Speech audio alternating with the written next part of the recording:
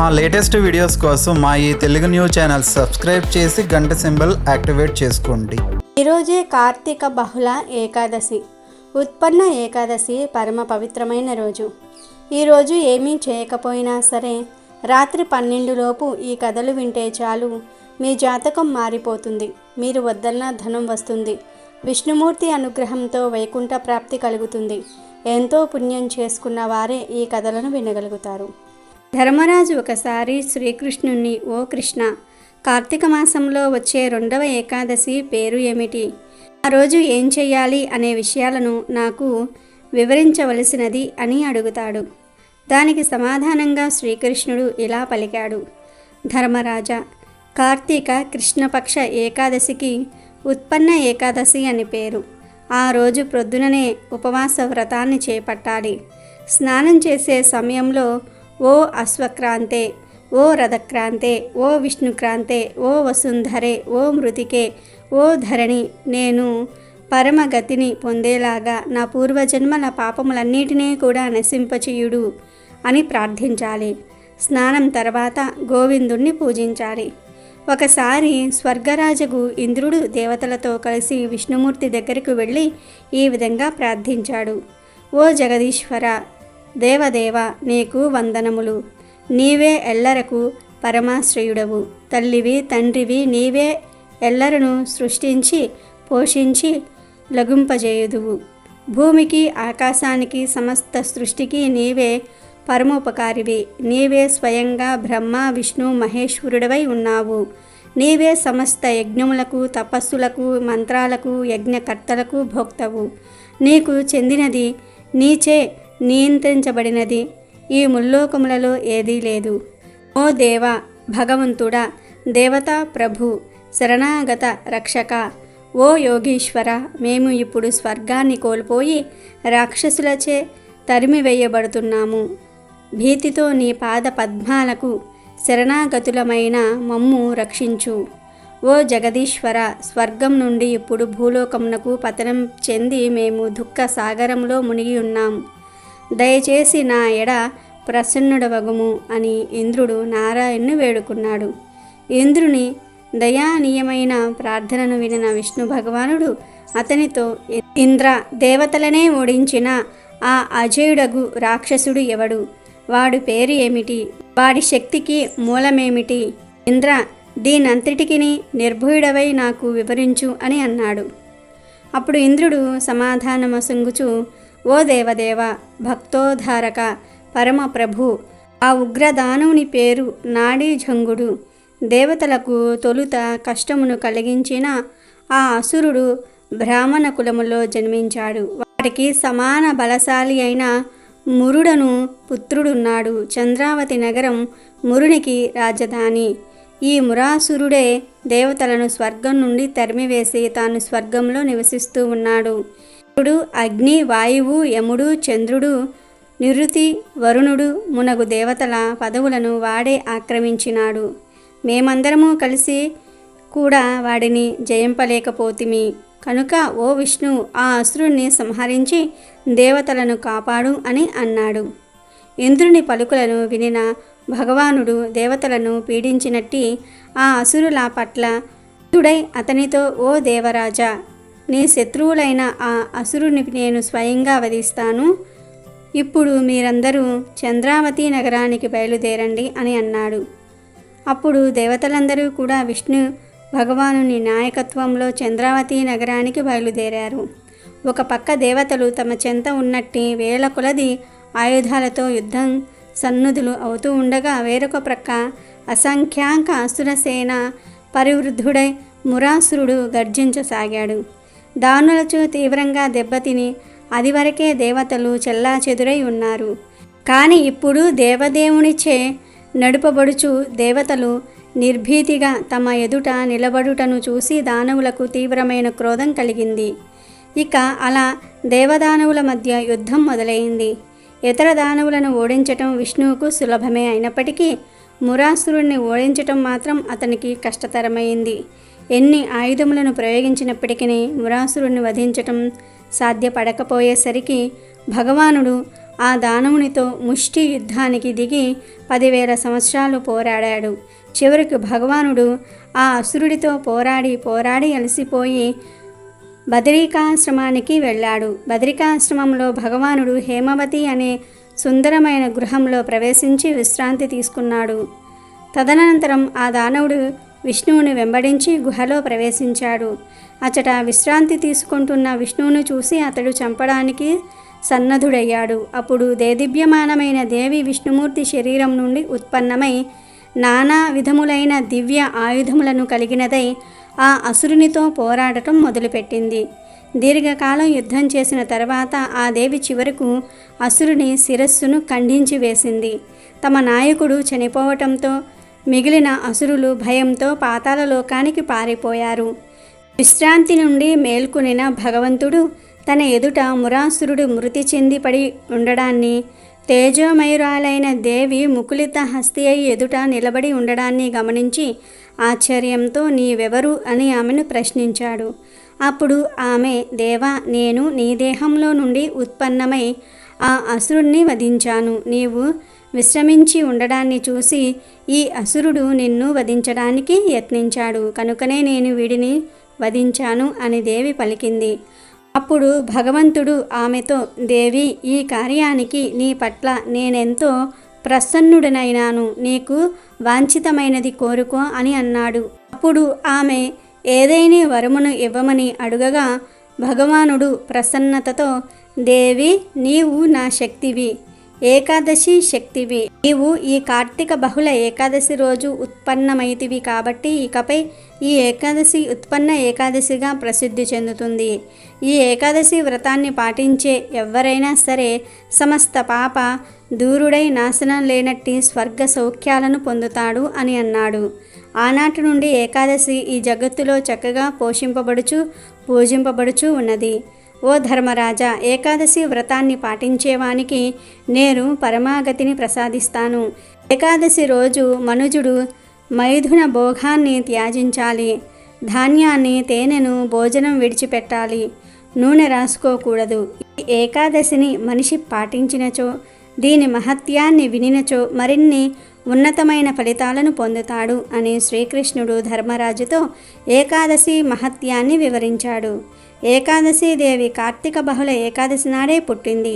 అందుకే దీనిని ఉత్పన్న ఏకాదశి అనే పేరుతో పిలుస్తారు. అలాగే ఈరోజు భగవంతుడు భక్తితో పేడను సమర్పించినా స్వీకరిస్తాడు అని తెలియజేసే ఈ పవిత్ర కథను వింటే చాలు మీ జాతకం అద్భుతంగా మారిపోతుంది.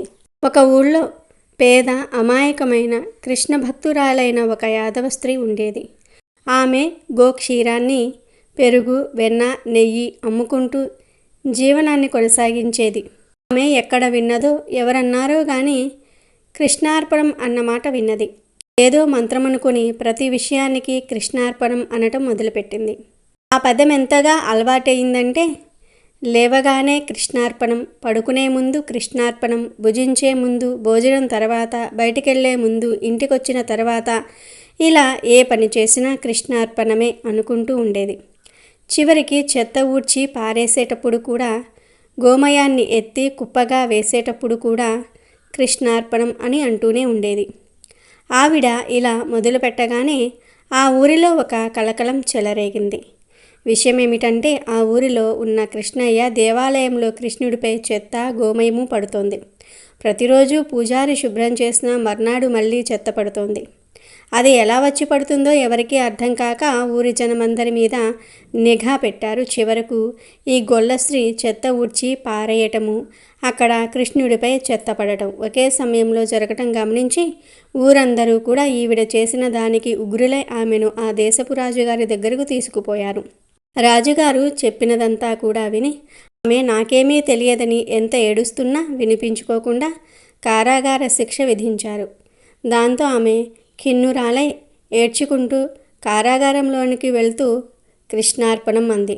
మరుసటి రోజు స్వామి విగ్రహం వెనుకకు తిరిగిపోయింది. నాకీ పూజలు వద్దు అని బెట్టు చేస్తున్న చిన్ని బాలుడిలా అయినా పట్టించుకోకుండా యథావిధిగా పూజలు చేశారు. ఆమె కటిక నేలపై పడుకునే ముందు కృష్ణార్పణం అనుకుంది. రెండవ రోజు కృష్ణుడి విగ్రహం నేలపై పడుకుని ఉంది. ఇక 3వ రోజు మళ్ళీ దేవాలయాన్ని తెరుద్దామని ఎంత ప్రయత్నించినా గర్భగుడి తలుపులు తెరుచుకోలేదు. ఈలోగా కారాగారంలో గట్టిగా ఏదో తగిలి ఆమె కాలు బ్రొటనవేలు ధారాపాతంగా ద్రవించసాగింది. అప్రయత్నంగా ఆమె కృష్ణార్పణం అనగానే గాయం మాయమయ్యింది. చూసిన కారాగృహాధికారి పరుగున రాజుగారి దగ్గరికి వెళ్ళి జరిగిందంతా కూడా చెప్పాడు. అదే సమయంలో ఆ ఊరి జనం కూడా రాజుగారి దగ్గరకు చేరుకున్నారు. మహాప్రభో, శ్రీవారి విగ్రహం బ్రొటనవేలు నుంచి ధారాపాతంగా రక్తమొస్తోంది. ఎన్ని కట్లు కట్టినా ఆగటం లేదు. విషయమేమిటో అర్థం కావటం లేదు అని వాపోయారు. అప్పుడు రాజుగారు ఆ స్త్రీ దగ్గరికి వెళ్ళి, నీకు దెబ్బ తగిలింది కదా, అది ఎలా నయమయ్యిందని అడిగారు. ఆమె తెలియదు నాకు అంది. సరే, ఏదో మంత్రం చదివావంట కదా అని ప్రశ్నిస్తే ఆమె కృష్ణార్పణం అన్నాను అని బదిలిస్తుంది. సభలో వారందరూ కూడా హతాశులయ్యారు. ఆమెను, నీకు కృష్ణార్పణం అంటే ఏమిటో తెలుసా అని అడిగితే తెలియదు, ఏదో మంత్రం అనుకుంటా, ఎవరో అంటూ ఉంటే విని అనటం మొదలుపెట్టాను. అలా అనటం తప్ప అండి, ఆ మంత్రం నేను జపించకూడదా? అయితే తెలియక చేసిన తప్పును క్షమించండి అని ఏడుస్తూ బేలగా అడిగింది. దాంతో ఆమె అమాయకత్వానికి అక్కడ ఉన్న పెద్దల కళ్ళు చెమర్చాయి. ఆమెకు కృష్ణార్పణం అనటంలో అర్థాన్ని వివరించి కాళ్ల మీద పడ్డారు. ఇంతలో ఆమె ఘోరాతి ఘోరంగా రోధించటం మొదలుపెట్టింది. అయ్యో, తెలియక ఎంత అపరాధం చేశాను. స్వామివారి మీద చెత్త పోశాను. నా గాయాన్ని కృష్ణుడికి అంటగట్టాను. నా పాపానికి శిక్షేముంటుంది అనుకుంటూ శ్రీకృష్ణాలయానికి పరుగున పోయింది. నవ్వులు రువ్వుతున్న నంద కిషోరుణ్ణి చూడగానే ఆమెకు కర్తవ్యం బోధపడింది. ఆ రోజు నుంచి శుద్ధిగా భోజనం వండి తినే ముందు కృష్ణార్పణం అనటం మొదలుపెట్టింది. శ్రీకృష్ణుడు తృప్తిగా వచ్చి ఆరగించటం మొదలుపెట్టాడు. సకల చరాచర సృష్టికర్త తనంటత తానే కావాల్సింది తీసుకోగలడు. భోజనమైన తర్వాత కొడుకు ఇచ్చిన ఎంగిలి తినుబండారాన్ని తండ్రి వద్దనకుండా ఆప్యాయంగా ఎలా తింటాడో అలాగే భక్తులు పరిపూర్ణమైన భక్తితో సమర్పించిన దానిని కూడా అత్యంత ప్రేమపూర్వకంగా స్వీకరిస్తాడు సృష్టికర్త. ఆమె భక్తి భావాన్ని లోకానికి చాటి చెప్పడానికి చెత్తనే తనపై వేసుకున్న భక్త లోలుడి లీలకు అంతమేముంటుంది? సర్వం కృష్ణార్పణమస్తు. నారద మునీంద్రుల గురించిన ఒక ప్రత్యేకమైన కథనం పురాణాలలో చెప్పబడింది. ప్రపంచంలోనే గొప్ప ఋషీశ్వరులలో ఒకరన్న అహంకారానికి లోనైన నారద మునీంద్రులు తన గర్వంతో చివరికి ఎటువంటి గుణపాఠాలను ఎదుర్కొన్నాడో ఇప్పుడు మనం చూద్దాం. నారద మునీంద్రులు నిరంతరం విష్ణుమూర్తిని తాను రచించి గానం చేసిన పాటలతో స్తుతిస్తూ నారాయణ మంత్రాన్ని ప్రపంచవ్యాప్తంగా విస్తరించేందుకు ఉపయోగించేవాడు. ఒకనాడు చింతిస్తూ ఉన్న ఒక వ్యక్తిని గమనించాడు. క్రమంగా అతని వద్దకు చేరుకొని అతని చింతకు ఆందోళనకు గల కారణాల గురించి వాకబు చేయటం ప్రారంభించాడు. తాను ఎంత గొప్ప ధనవంతుడినైనా సరే ఆ ధనాన్ని ఉపయోగించుకోవడానికి తనకంటూ వారసుడు లేడని అతని చింతగా తెలియజేశాడు. మరియు తనకు పుత్ర సంతానాన్ని ప్రసాదించమని కంటినిండా ఆశను కలిగి నారద మునీంద్రుల వారిని ప్రార్థించాడు. అప్పుడు నారద మునీంద్రులు, నాకు వరాలను నేరుగా ఇచ్చే శక్తి లేదని, నేను ఎటువంటి వరాన్ని ఇవ్వజూచినా అది విష్ణుమూర్తి ద్వారానే ఇవ్వగలను. ఈ విషయాన్ని విష్ణుమూర్తిని సంప్రదించి నీకు మంచి జరిగేలాగా చూస్తాను అని చెప్పాడు. కానీ ఒక రకంగా ఇది సాధ్యమేనా అని సంశయాన్ని కలిగి ఉన్నాడు నారదుడు. నారద మునీంద్రులు తన మనసులో ఉన్న ఆ వర్తకుని సందేశంతో విష్ణు భగవానుణ్ణి చేరుకున్నాడు. ఆ సమయంలో విష్ణు భగవానుడు తన నివాస స్థానమైన వైకుంఠంలో ధ్యానంలో కూర్చొని ఉన్నాడు. నారాయణ నారాయణ అని విన్న వెంటనే వచ్చింది నారద మునీంద్రుల వారని వెంటనే అర్థం చేసుకున్నాడు. అప్పుడు వెంటనే నారద మునీంద్రులు ఒక భక్తునికి మీ ఆశీర్వాదాలు కావలసి ఉన్నది అని తెలియజేశాడు. ఈ మాట విన్న విష్ణు భగవానుడు కళ్ళు తెరిచి ఎవరికి ఆశీర్వాదం కావాలి, ఎందుకని ఇవ్వాలి అని అడిగాడు. ధనవంతుడైన ఆ వర్తకుని సమస్యను మొత్తం కూడా విష్ణు భగవానుడికి తెలియజేశాడు. క్రమంగా తనకు పుత్ర సంతాన యోగం కలిగించమని కోరుకున్నాడు. కానీ అందుకు విష్ణు భగవానుడు తండ్రి అయ్యే యోగ్యత అతనికి లేదని, విధి వ్రాతను అనుసరించి విధానాలు ఉండాలి కానీ వాటిని మార్చే ప్రయత్నం చెయ్యరాదని నారదునికి విన్నవించాడు. మరియు ఇలా మార్పులు చేయటం ప్రకృతి విరుద్ధమని తేల్చి చెప్పేశాడు విష్ణుమూర్తి. క్రమంగా విష్ణుమూర్తి నిర్ణయాన్ని గౌరవించి వర్తకుని పట్ల జాలితో అక్కడి నుండి వెళ్ళిపోయాడు నారదముని. కొన్నేళ్లు గడిచిన తర్వాత నారద మునీంద్రుల వారికి ఒకసారి ఆ ధనిక వర్తకుని సందర్శించాలని అనిపించింది. క్రమంగా అనుకున్నదే తడవుగా వర్తకుడు ఇంటికి వెళ్ళాడు. అయితే ఆ వర్తకుడు 4 కుమారులతో ఆడుకుంటూ ఉండటం చూసి నారదముని ఆశ్చర్యపోయాడు. వెంటనే వర్తకుణ్ణి ఆ 4 బాలురు ఎవరు అని అడిగాడు. వర్తకుడు సంతోషంగా ఇలా సమాధానమిచ్చాడు: ప్రభువా, నాకు మీ కారణంగా పుణ్యం వరించింది. ఈ రోజున మీ ఆశీర్వాదం కారణంగా 4 కొడుకులు కలిగారు అని బదులిచ్చాడు. అయోమయానికి గురైన నారదముని తక్షణమే ఆ ప్రదేశాన్ని వదిలి విష్ణుమూర్తి యొక్క నివాస స్థలం వైకుంఠానికి కదిలాడు. నారాయణ నారాయణ ఓ వైకుంఠనాథ అని విధి వ్రాతను మరలా రాయటం జరగని పని అని చెప్పిన మీరు ఇదంతా కూడా ఎలా చెయ్యగలిగారు అని అడిగాడు. దానికి విష్ణుమూర్తి నవ్వి ఇలా అన్నాడు: అప్పుడప్పుడు నా భక్తుల భక్తిని పరీక్షించే సమయం వస్తుంది. ఆయా సందర్భాలలో వారి భక్తిలోని నిబద్ధత కూడా వారికి సహకారం అందించగలదు. ఒకసారి ఒక దివ్య ఋషి నన్ను చూడడానికి వైకుంఠానికి వచ్చాడు. అప్పుడు నేను నా కడుపులో నొప్పితో బాధపడుతూ ఉన్నాను. నన్ను అలా చూసిన ఆ ఋషి, మీ నొప్పి తీర్చేందుకు నేను మీకు ఎలా సహాయపడగలను అని అడిగాడు. నేను ఈ విధంగా చెప్పాను: భూమి మీద ఒక మానవుడి గుండె రక్తాన్ని పొందగలిగితే ఈ నొప్పి తగ్గుతుంది అని. అంతేకాకుండా నేను ఆ ఋషితో ఇలా అన్నాను: ఋషీశ్వరులు మానవుని కిందకు రారు, వారు దైవంతో సమానం.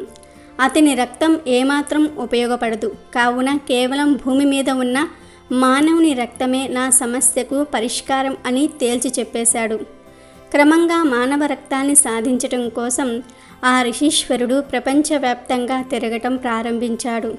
దేవునికి మీ రక్తం అవసరమని, అతని కడుపులోని బాధను తీర్చేందుకు మీ సహకారం అవసరమని ప్రతి ఒక్కరికి చెప్పాడు. కానీ దీని పట్ల ప్రజలు విశ్వాసాన్ని చూపలేదు. క్రమంగా ఆ ఋషి మీరు నాకు చెప్పిన అదే వర్తకుణ్ణి చేరుకున్నాడు.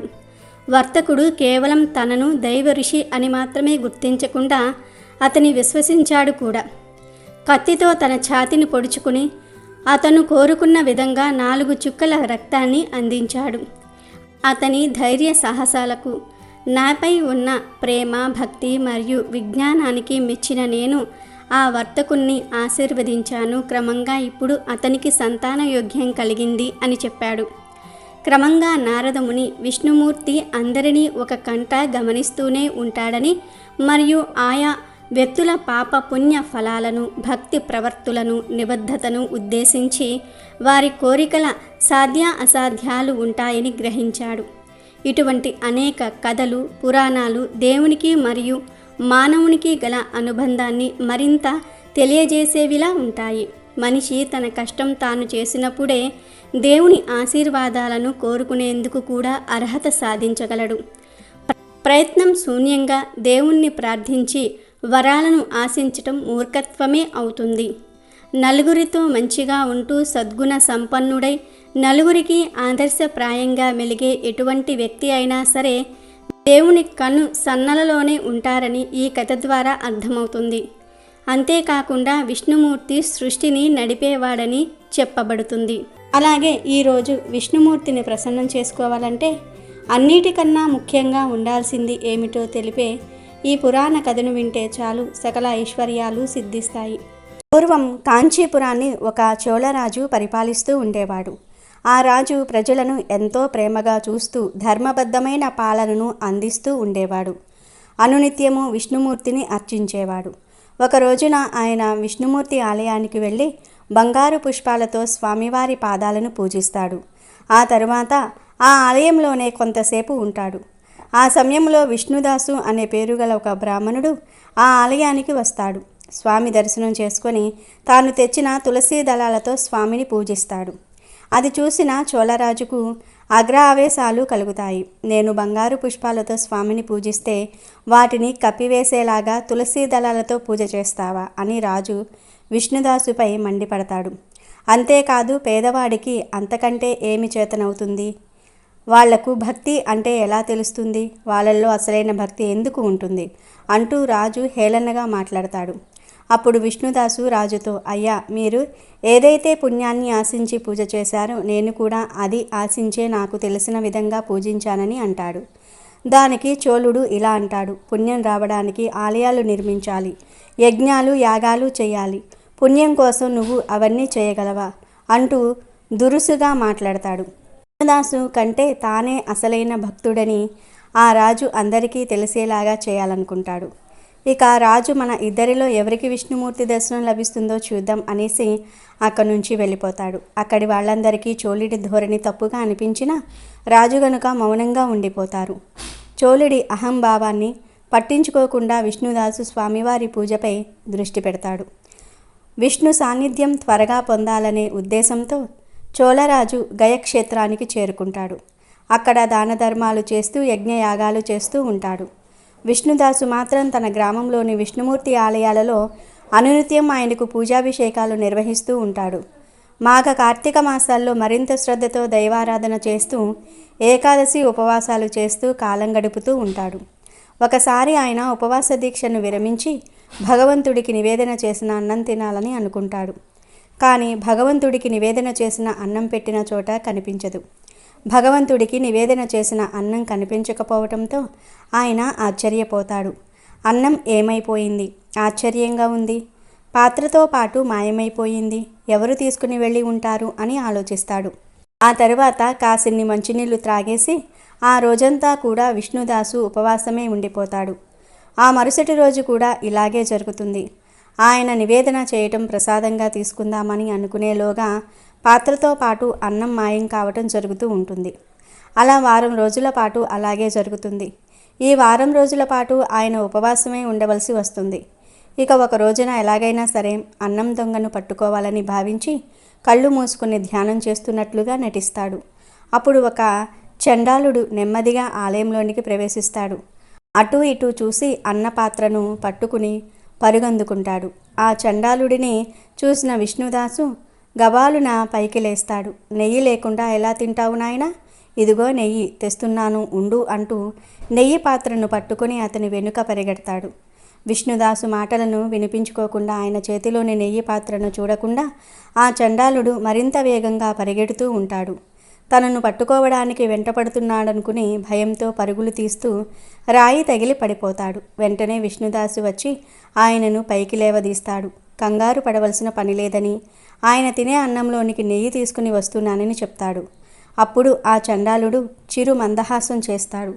ఆయన స్థానంలో చతుర్భుజుడైన శ్రీ మహావిష్ణువు కనిపిస్తాడు. అప్పటి వరకు చండాలుడిగా ఉన్న వ్యక్తి ఒక్కసారిగా విష్ణుమూర్తిగా మారిపోవటంతో విష్ణుదాసు నివ్వెరపోతాడు. స్వామి తనను పరీక్షించటం కోసమే అలా నాటకమాడాడనే విషయం ఆయనకు అర్థమైపోతుంది. అనంత బాష్పాలు వర్షిస్తూ ఉండగా వెంటనే ఆయన స్వామి పాదాలపై వాలిపోతాడు. స్వామి విష్ణుదాసును లేవనెత్తి హత్తుకుంటాడు. విష్ణుదాసు అసామాన్యమైన భక్తిని అభినందిస్తాడు. తనతో పాటు విష్ణుదాసును తీసుకుని విమానంలో వైకుంఠానికి వెళ్ళిపోతాడు. అయితే అలా విష్ణుదాసును తీసుకుని వెళ్తున్న ఆ విమానాన్ని గయక్షేత్రంలోని చోళుడు చూస్తాడు. మారుమూల ఊళ్ళోని గుడిలో స్వామిని అర్చించిన ఒక పేద బ్రాహ్మణుడు స్వామితో కలిసి నేరుగా వైకుంఠానికి వెళ్ళాడు.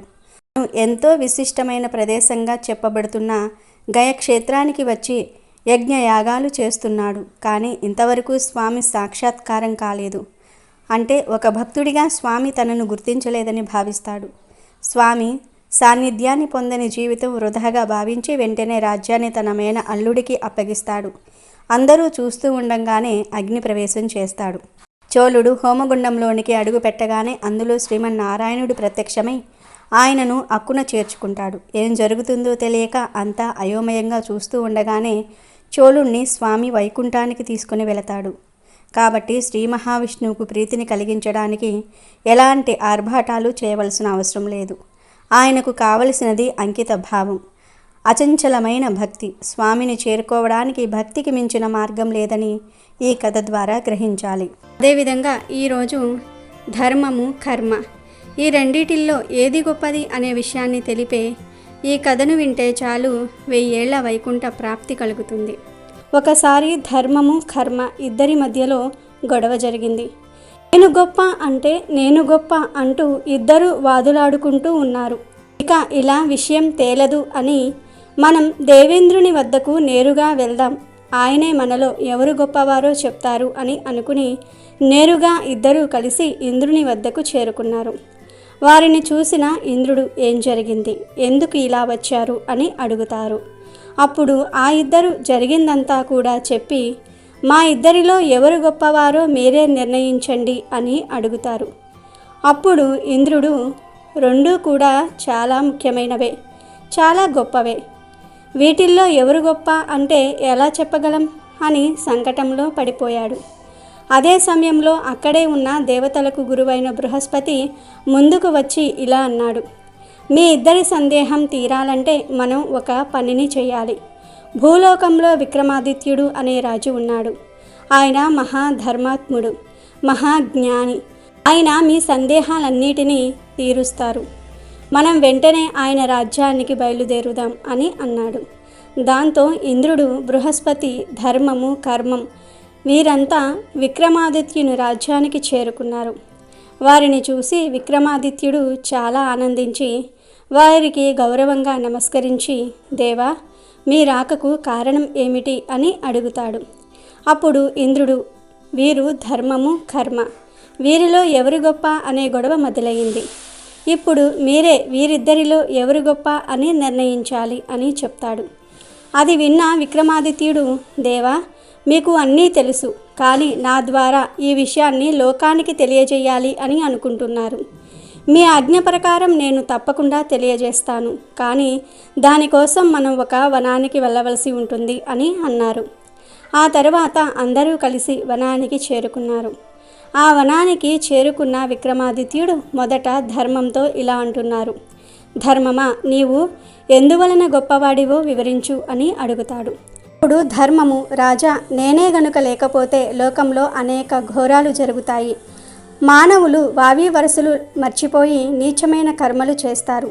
ధర్మమే లేకుంటే ప్రపంచం కొద్ది కాలంలోనే నశించిపోతుంది. అందువలన నేనే గొప్ప అని అంటుంది ధర్మము.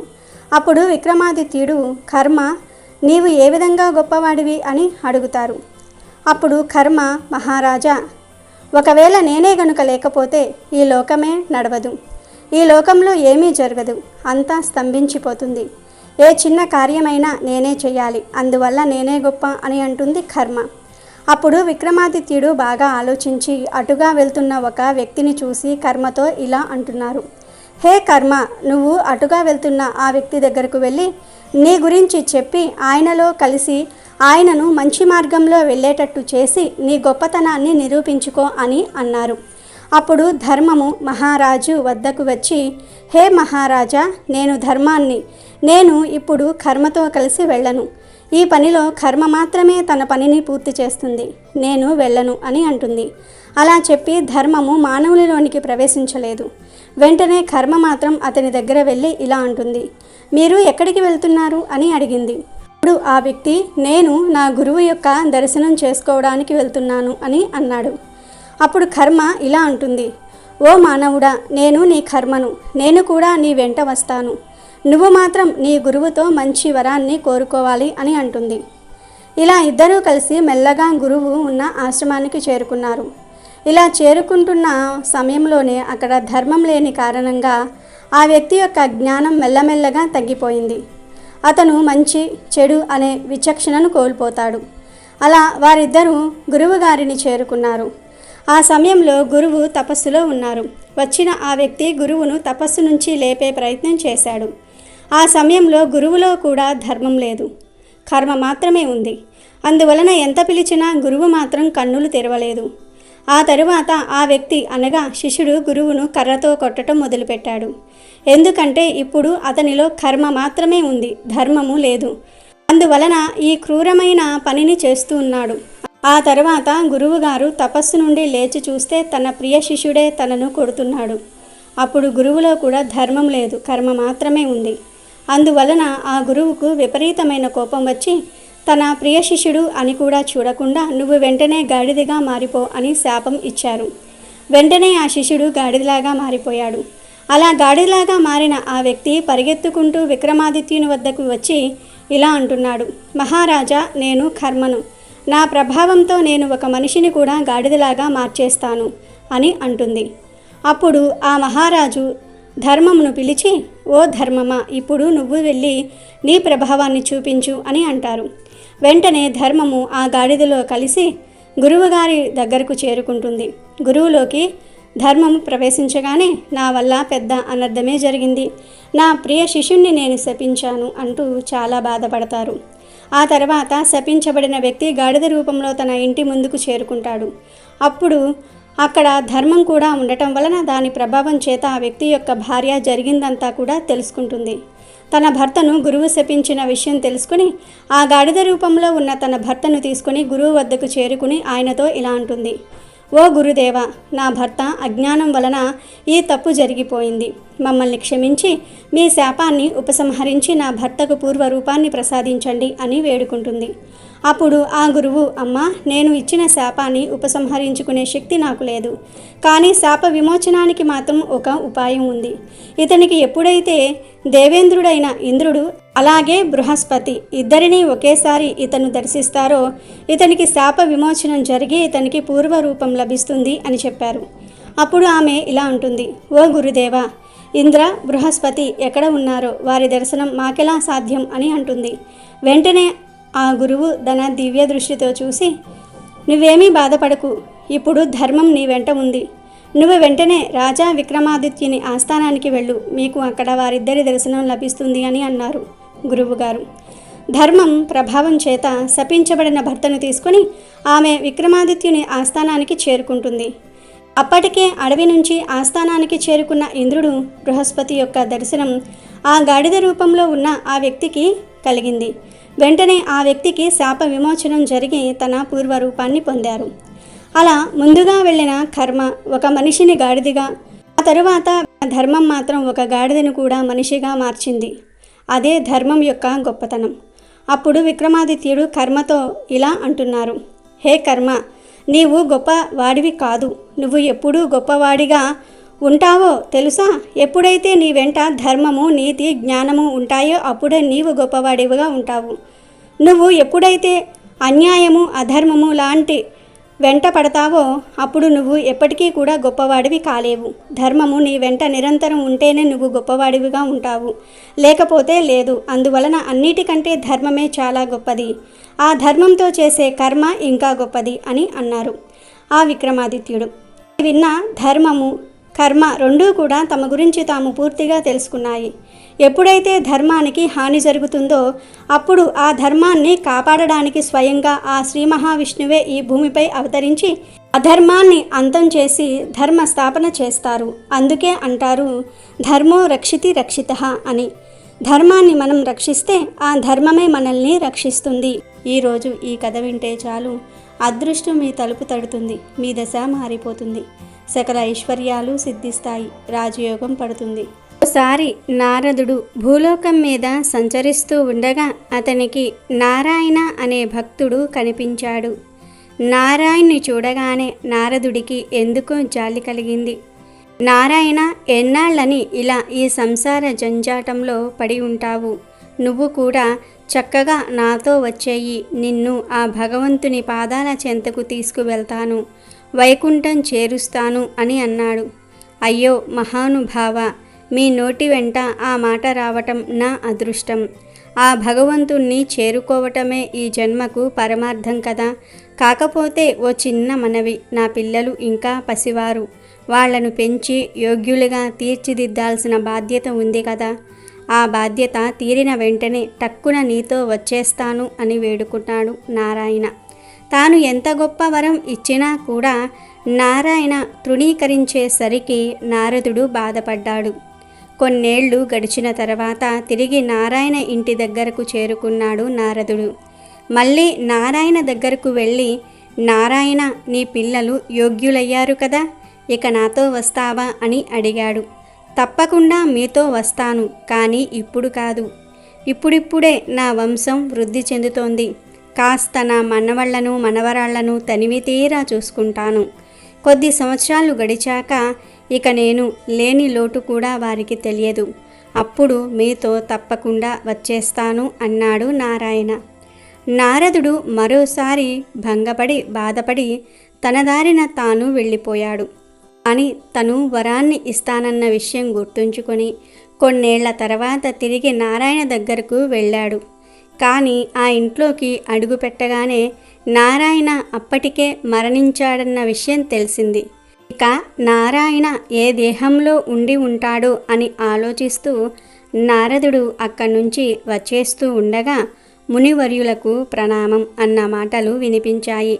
వెనక్కి తిరిగి చూస్తే ఏముంది, నారాయణ ఆ ఇంటి కుక్కగా జన్మించాడని అర్థమైపోయింది.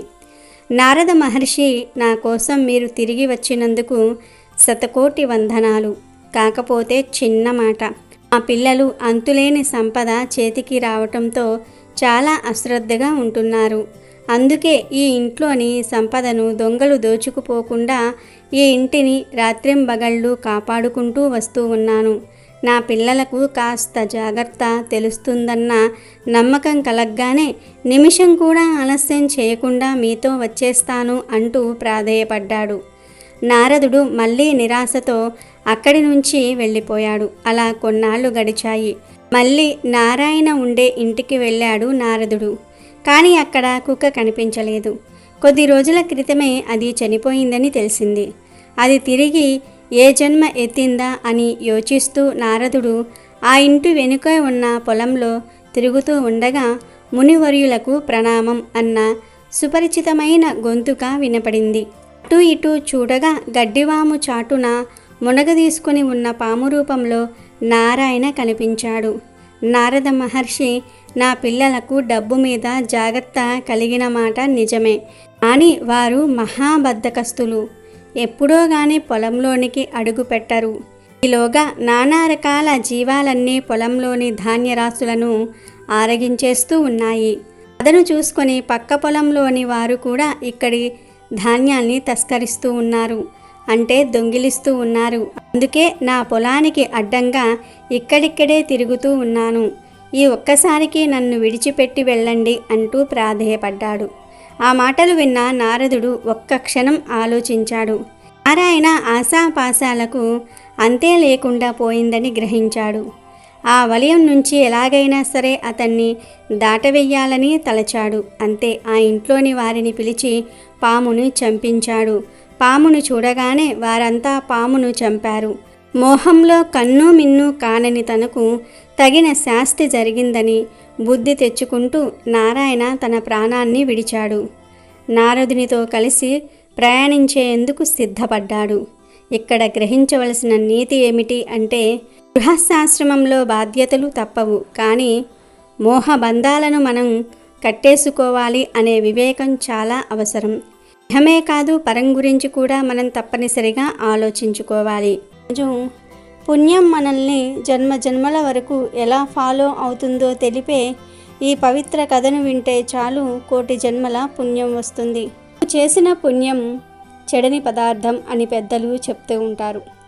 అంటే మనము ఇప్పుడు అనుభవిస్తున్న సుఖాలన్నీ కూడా మనము గత జన్మలో చేసుకున్న పుణ్యాల ఫలితం అని అర్థం. మనం చూస్తూ ఉంటాము, పరమ దుర్మార్గుడు కూడా ప్రస్తుతం చాలా సుఖాలు అనుభవిస్తూ ఉంటాడు. మనము వాడు పాపాలు చేస్తూ ఉన్నా ఇంత సుఖంగా ఎలా ఉండగలుగుతున్నాడని అనుకుంటూ ఉంటాము. కానీ ఈ జన్మలో వాడు అనుభవిస్తున్నది గత జన్మలో పుణ్యాల తాలూకా. ఈ విషయము అర్థం కావడానికి ఒక చిన్న కథ విందాం. పూర్వం ఒక రాజు ఉండేవాడు. ఆయనకు ఉన్నట్టుండి ఒక పెద్ద సందేహం వచ్చింది.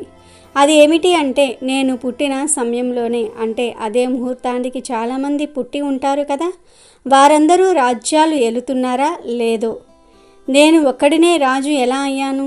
రాజు తలుసుకుంటే దెబ్బలకు కొదువేముంటుంది? ఈ సందేహ నివృత్తికి మర్నాడు సభలో తన జాతకం ఇంకా కొంతమంది అదే సమయంలో జన్మించిన వారి జాతకాలు తెప్పించి సిద్ధాంతుల ముందు ఉంచి తన సందేహాన్ని వారి ముందు ఉంచాడు. ఒక్కొక్క సిద్ధాంతి ఒక్కొక్క రకమైన సమాధానాలు చెప్పారు, కానీ ఏవీ ఆయనకు తృప్తిని ఇవ్వలేదు. ఈ విధమైన అసంతృప్తితో రాజు దిగులు చెందుతూ రాజ్యంలో తన సందేహాన్ని నివృత్తి చేసిన వారికి భారీగా పారితోషికం ఇస్తానని ప్రకటించాడు. వచ్చిన వాళ్ళు చెప్పిన సమాధానాలు ఆయనకు తృప్తి నివ్వకపోగా ఇంకా అసంతృప్తిని, అసహనాన్ని పెంచాయి. ఒకరోజు ఒక యోగిరాజు సందేహాన్ని తీర్చడానికి రాజు సమక్షంలోనికి వచ్చాడు. రాజు తన సందేహాన్ని ఆ వృద్ధ యోగికి వివరించగా రాజుగారి జాతకాన్ని పరిశీలించి, రాజా, మీ సందేహాన్ని తీరుస్తాను, కానీ దానికి మీరు ఈ నగరానికి బయట ఉన్న సన్యాసిని కలిస్తే ఆయన మీ ప్రశ్నకు జవాబు చెప్తాడు అని చెప్పాడు. రాజు ఆ యోగి సలహా మేరకు ఊరు చివర అడవిలో ఉన్న సన్యాసి దగ్గరకు వెళ్ళాడు. ఆ సమయానికి ఆ సన్యాసి బొగ్గు తినటం చూసిన రాజు ఆశ్చర్యపోయి, ఆ బొగ్గు తినే సన్యాసి నా సందేహం ఏమి తీరుస్తాడు అని అయిష్టంగానే తన ప్రశ్నను ఆయన ముందు ఉంచాడు. అప్పుడు ఆ సన్యాసి రాజు ప్రశ్న విని చాలా చిరాకుగా, ఇంకా కొంత దూరము వెళ్తే ఇలాంటిదే ఒక గుడిసె వస్తుంది, ఆ గుడిసెలో ఒక సాధువు ఉంటాడు, అతనిని ఈ ప్రశ్న అడగండి, అతను మీకు సరి అయిన సమాధానం చెప్తాడు అని చెప్పి విసురుగా గుడిసె తలుపు వేసేశాడు. రాజు నిరాశతో ఏమో తన ప్రశ్నకు సమాధానం దొరుకుతుందేమో అని మరో సాధువు వద్దకు బయలుదేరి ఆ సాధువు ఉన్న చోటుకు చేరాడు. అక్కడ రాజు చేరే సమయానికి ఆ సాధువు మట్టి తింటున్నాడు. రాజు ఆ దృశ్యాన్ని చూసి ఇబ్బందికరంగానే తన ప్రశ్నను అడిగాడు. ఆ సాధువు చాలా కోపంగా అరిచి అక్కడి నుండి వెళ్ళిపోమ్మంటాడు. రాజు ఆ సాధువుని ఏమీ చేయలేక తిరిగి వెళ్ళిపోతూ ఉంటే ఆ సాధువు రాజుతో, ఇంకా కొంచెం దూరం వెళితే ఒక గ్రామం వస్తుంది, ఆ గ్రామంలో చనిపోవడానికి సిద్ధంగా ఉండే బాలుడు ఉంటాడు, నీవు వెళ్ళి ఆ బాలుణ్ణి కలువు అని కటువుగా చెప్తాడు. రాజుకు ఇదంతా అగమ్య గోచరంగా ఉంది. అయినా తన సందేహ నివృత్తి కోసము ఆ బాలుణ్ణి కలవాలని నిశ్చయించుకుని ఆ గ్రామము చేరి చనిపోవడానికి సిద్ధంగా ఉన్న బాలుణ్ణి కలిసి తన సందేహాన్ని ఆ బాలుడి ముందు ఉంచుతాడు. రాజుగారి సందేహము విన్న బాలుడు, రాజా, గత జన్మలో 4 అన్నదమ్ములు అడవి గుండా ప్రయాణం చేస్తూ మధ్యలో ఆకలి వేస్తూ ఉంటే ఒక చెట్టు నీడకు చేరి వాళ్ళు తెచ్చుకున్న రొట్టెలు తినడానికి ఉపక్రమిస్తూ ఉండగా ఒక వృద్ధురాలు అక్కడికి వచ్చి తాను ఆకలితో ఉన్నాను, నాకు కొంచెం ఆహారాన్ని పెట్టమని అభ్యర్థిస్తుంది. ఆ 4 మొదటివాడు కోపంగా, నీకు ఆహారాన్ని ఇస్తే నేనేమి తినాలి, బొగ్గులు తినాలా అని కోపంగా అరుస్తాడు. ఆ వృద్ధురాలు 2వ వాడిని అడిగితే వాడు, పోమ్మ, నీకు ఆహారం ఇస్తే నేను మట్టి తినాలి అని వెటకారంగా విసుక్కుంటాడు. ఆ వృద్ధురాలు 3వ వాడిని కూడా ఆహారాన్ని పెట్టమని అడుగుతుంది. అప్పుడు ఆ 3వ వాడు కోపంగా ఆ వృద్ధురాలితో, ఏం ఇప్పుడు తినకపోతే చస్తావా ఏమిటి, పో అని చాలా ఏసగింపుగా మాట్లాడతాడు. ఆ వృద్ధురాలు ఆ 4వ వాడిని తినడానికి ఏదైనా పెట్టమని అడుగుతుంది. అప్పుడు ఆ 4వ వాడు, అవ్వ, నీవు చాలా నీరసంగా కనిపిస్తున్నావు, ఇదిగో ఈ రొట్టె తిను అని తాను తినబోతున్న రొట్టెను ఆ వృద్ధురాలికి ఇచ్చాడు.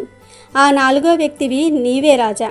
మొదటి వ్యక్తి బొగ్గు తినాలా అని కోపగించుకున్నాడు. ఆ వ్యక్తే ఇప్పుడు సన్యాసిగా పుట్టి బొగ్గు తింటున్నాడు.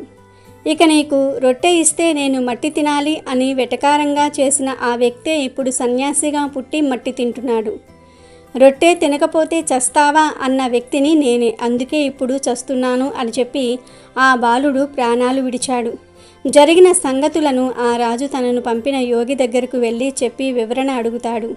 అప్పుడు ఆ యోగి, రాజా, నీవు తెలుసుకోవలసిన ఆశ్చర్యకరమైన విషయం ఏమిటి అంటే ఆ 4 ఒకే తల్లికి పుట్టిన బిడ్డలు.